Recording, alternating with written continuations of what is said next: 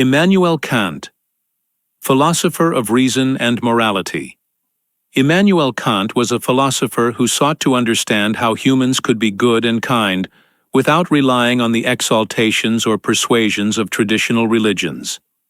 He was born in 1724 in the Baltic city of Königsberg, then part of Prussia, now Kaliningrad, Russia. Kant came from a modest background. His father was a saddler. He himself never had much wealth but accepted this cheerfully, living a simple life. Only in his 50s did he become a fully salaried professor and attain moderate prosperity. His family was deeply religious and strict. Later in life, Kant moved away from conventional religious beliefs, but remained acutely aware of how religion had helped his parents endure hardships and fostered social cohesion.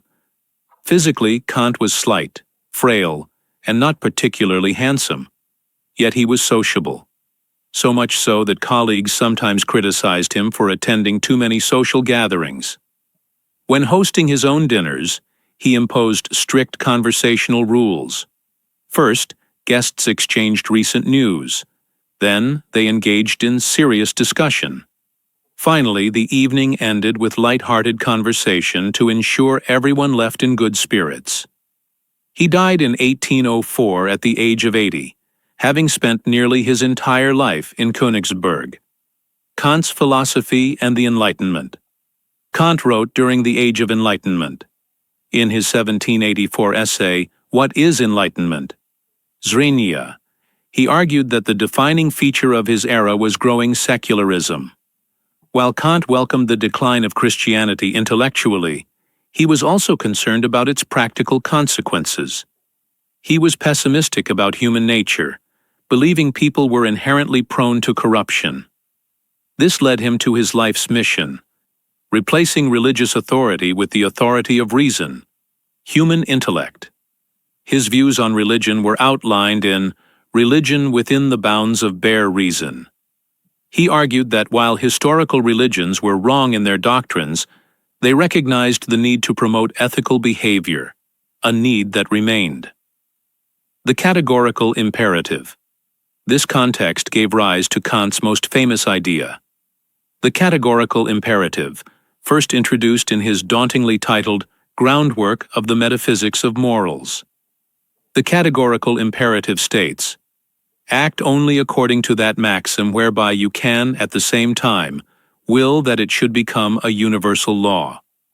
This was a formal restatement of the Golden Rule found in many religions. Treat others as you would like to be treated. Kant proposed a practical test for morality. Imagine if everyone acted the same way, and you were the victim of such actions.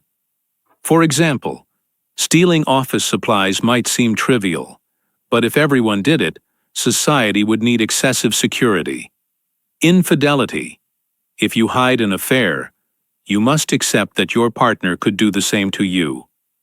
The categorical imperative shifts our perspective, making us see our actions impersonally and recognize their flaws. Kant offered another formulation. Act in such a way that you treat humanity, whether in your own person or in the person of any other, never merely as a means, but always at the same time as an end.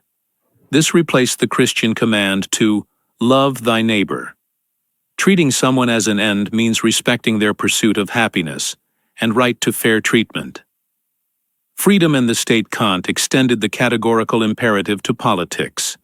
He believed the state's primary duty was ensuring freedom, but not as mere libertarian license. Freedom is obedience to a law we prescribe to ourselves. For Kant, true freedom meant acting according to our rational nature, while enslavement meant being ruled by passions, our own or others.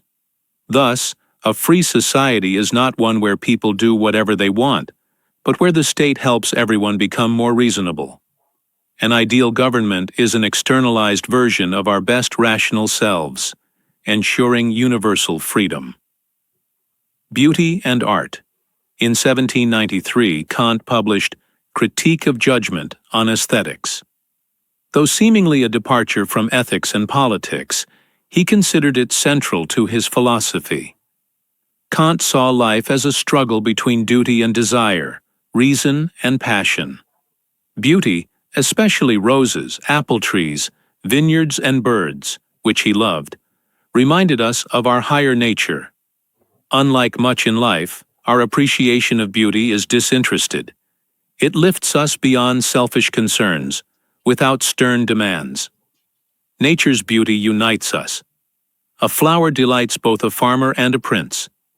A swallow's flight enchants a child and a professor alike.